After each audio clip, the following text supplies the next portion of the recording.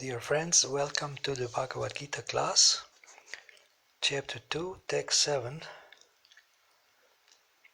To me, this is the beginning or the first lesson in the Bhagavad Gita is that Arjuna, the warrior, he actually admits that he needs help.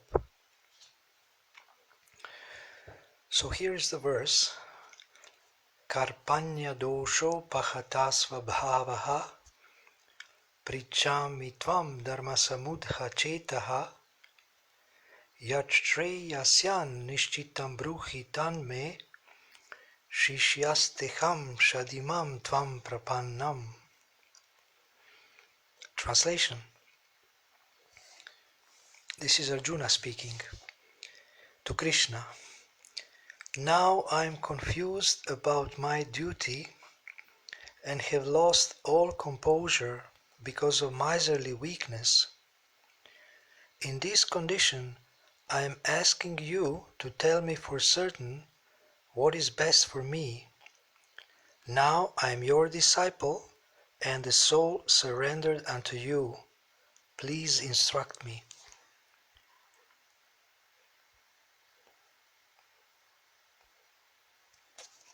Purport by Srila Prabhupada. By nature's own way, the complete system of material activities is a source of perplexity for everyone. In every step there is perplexity, and therefore it behooves one to approach a bona fide spiritual master who can give one proper guidance for executing the purpose of life. All Vedic literatures advise us to approach a bona fide spiritual master to get free from the perplexities of life which happen without our desire. They are like a forest fire that somehow blazes without being set by anyone. Similarly, the world situation is such that perplexities of life automatically appear without our wanting such confusion.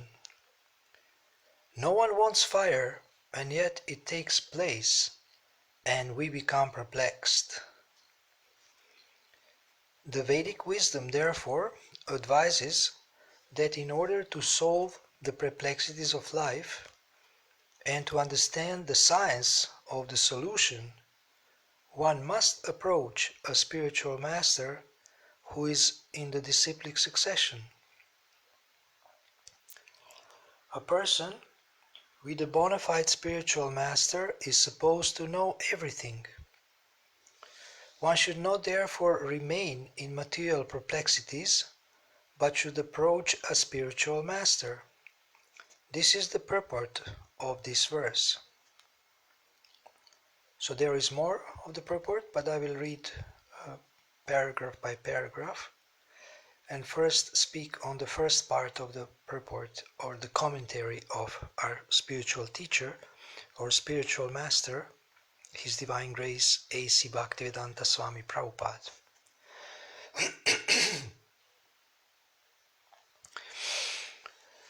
So one thing that Arjuna was a very great personality.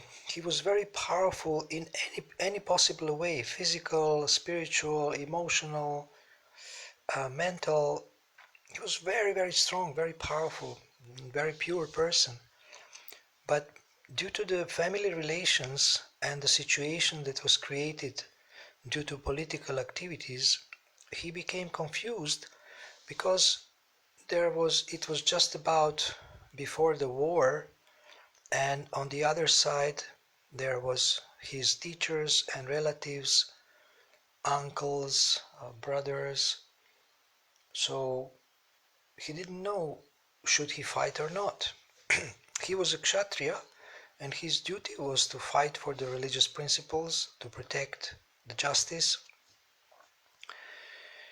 But he wasn't sure, he became confused.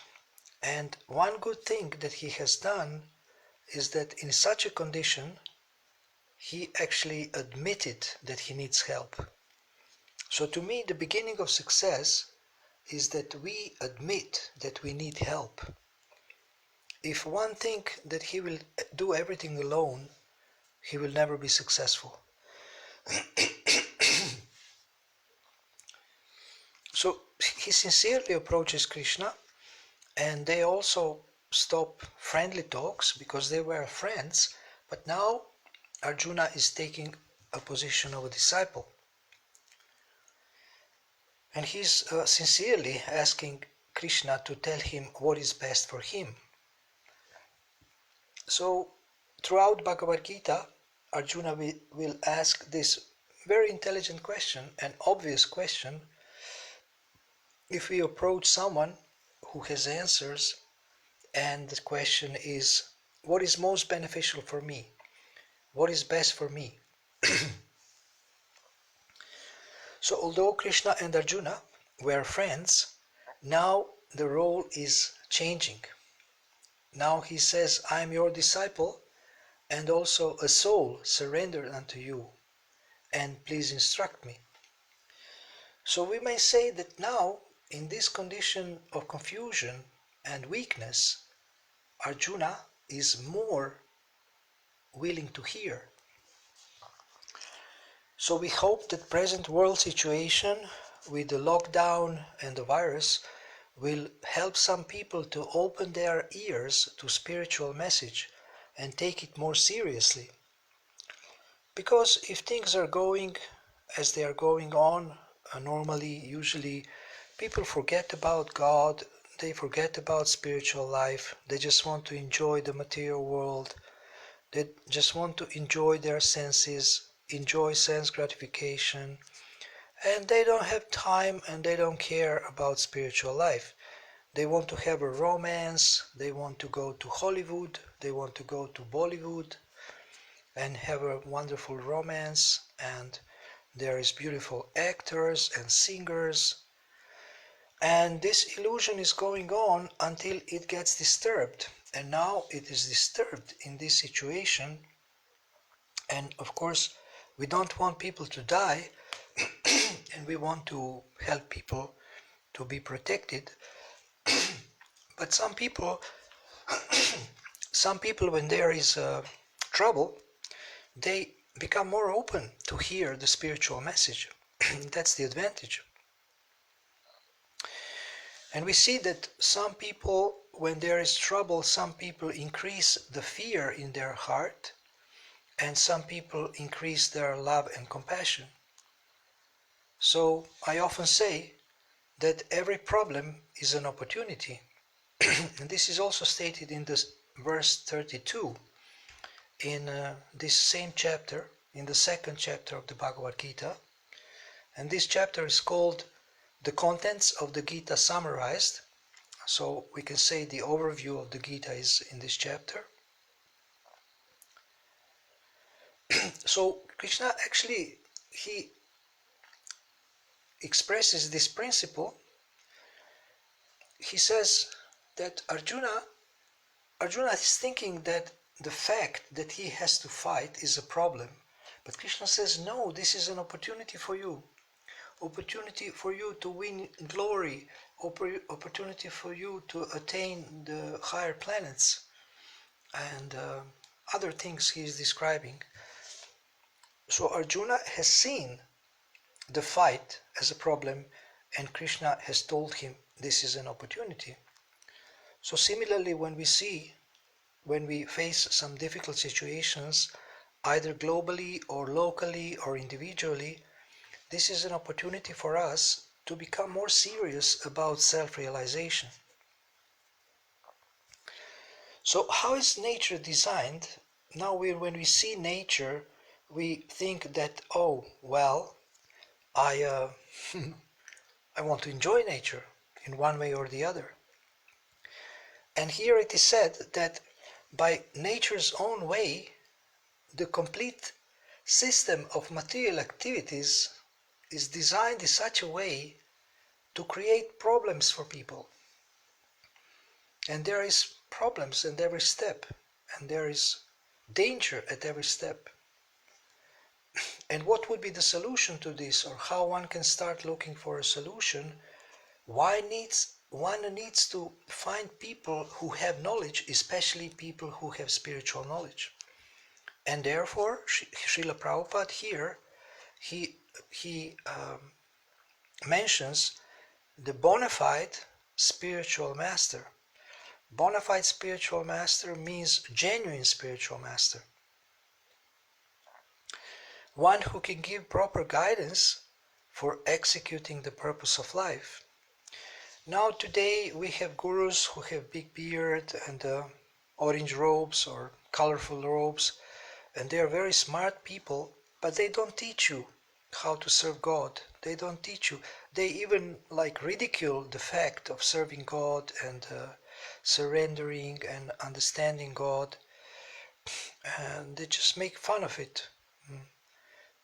But the bona fide spiritual master that is described in the Vedic literature is someone who is actually teaching us how to serve God and how to surrender to God.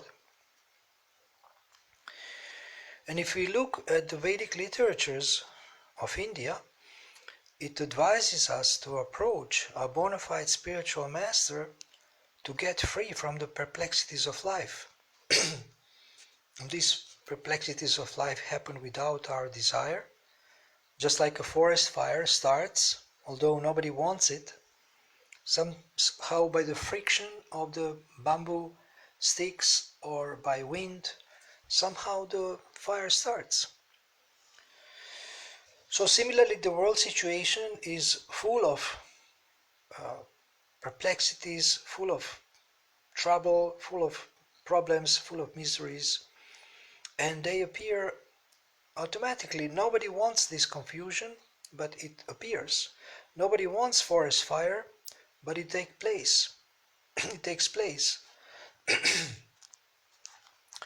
So in order to solve all these problems and to understand the scientific solution, one must approach a person who has this knowledge and who also lives according to this knowledge.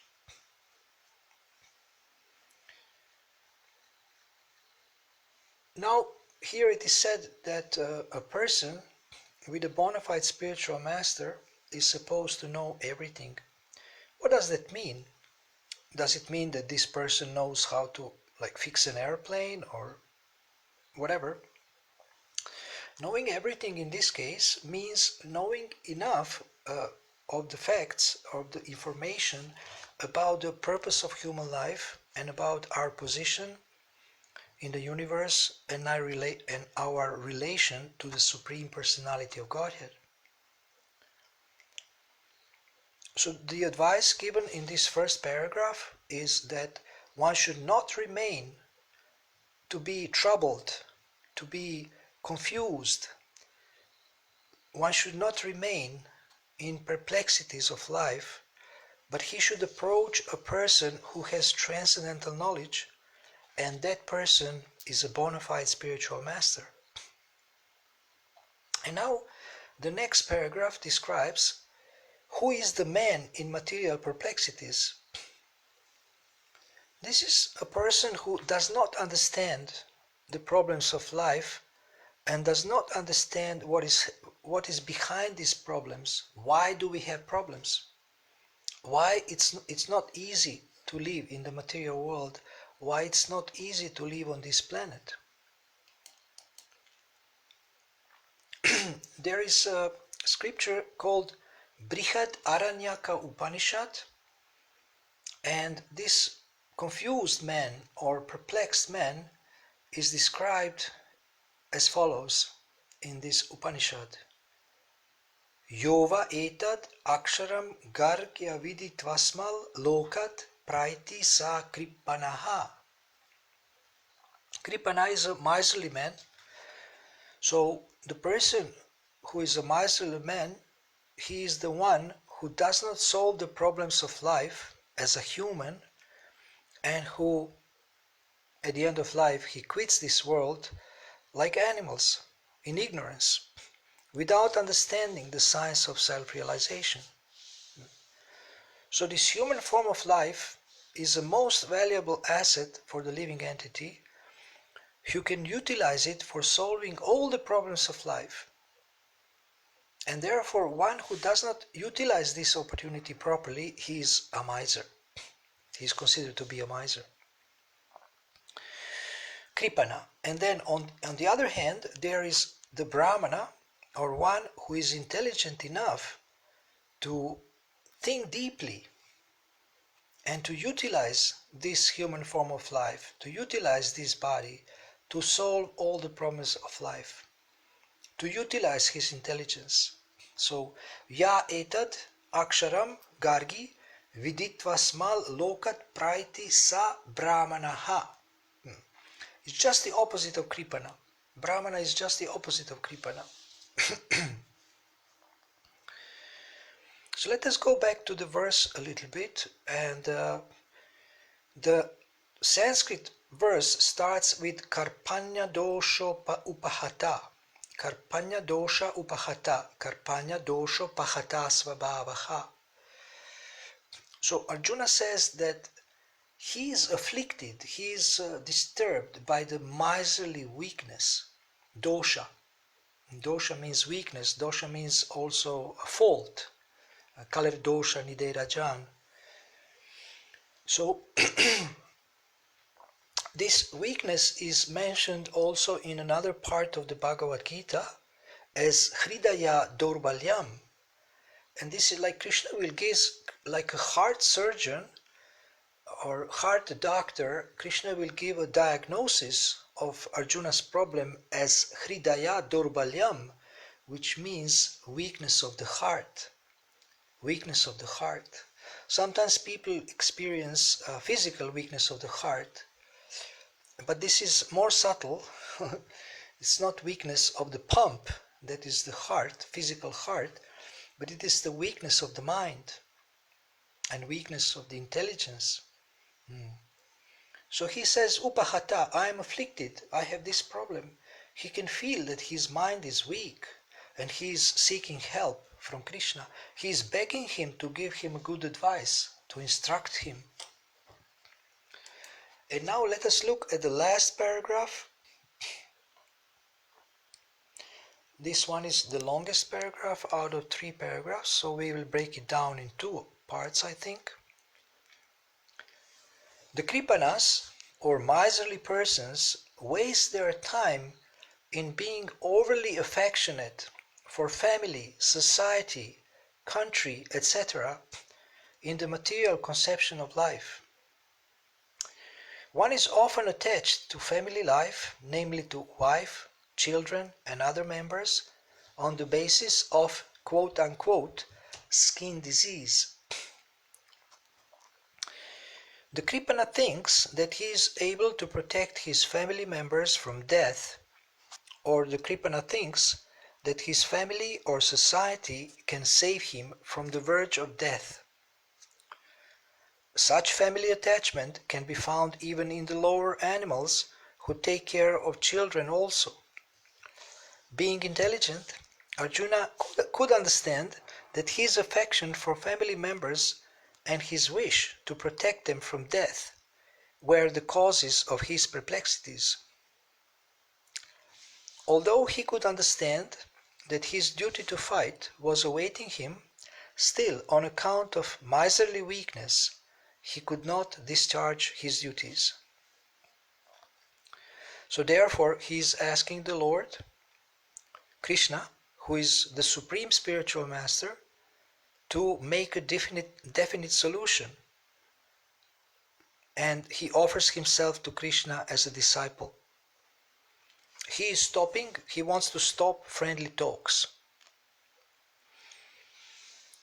So, as opposed to friendly talks, talks between the spiritual master and disciple are very serious.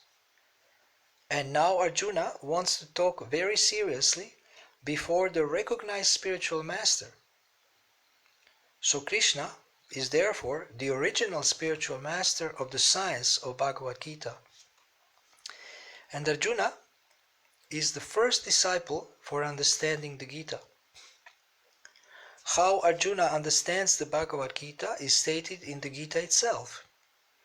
And yet foolish mundane scholars explain that one need not submit to Krishna as a person, but to unborn within Krishna. There is no difference between Krishna's within and without, and one who has no sense of this understanding is the greatest fool in trying to understand Bhagavad Gita.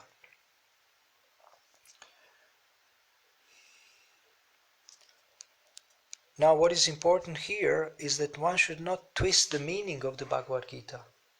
One should understand it as it is.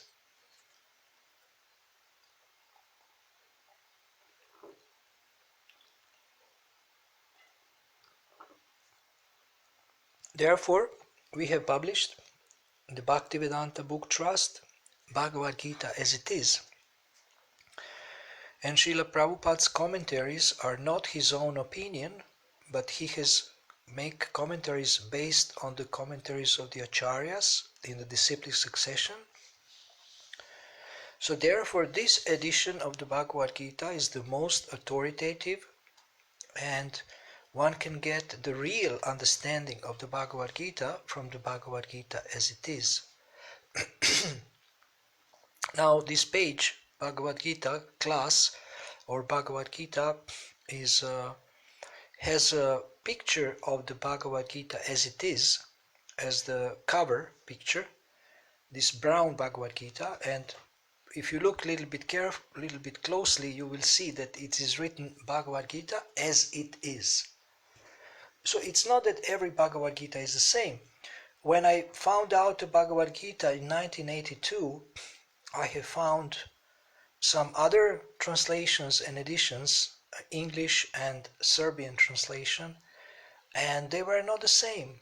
And the explanation, there was no explanation, there was just translation of the verses, and in the introduction the translator has given some of his opinions. But actually all these numerous editions of the Bhagavad Gita are not explaining the purpose and the essence of the Bhagavad Gita. So we are very fortunate to have this Bhagavad Gita, and I recommend that you read it. And if you have any questions, you can write me anytime. I am one of the editors of this page, so I think you can write me in the comments. And also my Facebook page is Gita Seva, my profile, and you can also write me there if you like, if you have questions about how to understand the Bhagavad Gita and how to apply Bhagavad Gita to your present situation. So let us go back to this last paragraph. In the first part of the paragraph, Srila Prabhupada is explaining about the bodily concept of life, where he identifies with his body and the bodily relations, and it is said in the Srimad Bhagavatam, I believe you have heard of Srimad Bhagavatam. So it is said in the Srimad Bhagavatam, Janasya moho yam aham mameti. Janasya moho, jana means all people are in moha, illusion. Janasya moho yamaha mameti, it means they think in terms I and mine. I am this body, and everything that is related to this body is mine, including atak griha kshetra sutapta vitair janasya moho yamaha mameti. Atak griha kshetra sutapta vitair. Griha, kshetra, suta, apta, vitair. 5 things. So home, property, sons or daughters, riches or wealth, and no, vitair is wealth. So atagriha kshetras sutapta, atagriha kshetra sutapta vitair. Suta apta means relatives. Apta means relatives. And vitair means wealth or opulence or riches. So these 5 things, one identify with these things, and practically the whole world is in this kind of consciousness. And this consciousness is considered to be material consciousness, and it is also considered to be by the scriptures to be lower consciousness. So this identification. So Arjuna, he already understood what is his problem, but he needed help. He needed Krishna to clarify, to give him proper understanding, proper perception of the situation. So because of the affection for his family members who were on the opposite side and who was very wrong in what they wanted to usurp the kingdom and they wanted to take away something that doesn't belong to them. So he became confused what he's supposed to do. He became sentimental. And actually most of us have the similar problem as Arjuna. We become sentimental towards people who are close to us, and then we don't act properly. And we become sometimes lenient, or we are confused what to do. So he had this weakness, and he could not discharge his duty of protecting the justice, protecting the religious principles, and protecting people in the ultimate issue. So when one is confused, he needs to have someone whom he trusts, and Arjuna definitely he trusted Krishna. So he needs to have someone who he trusts, and the person who has knowledge, and then he can ask questions.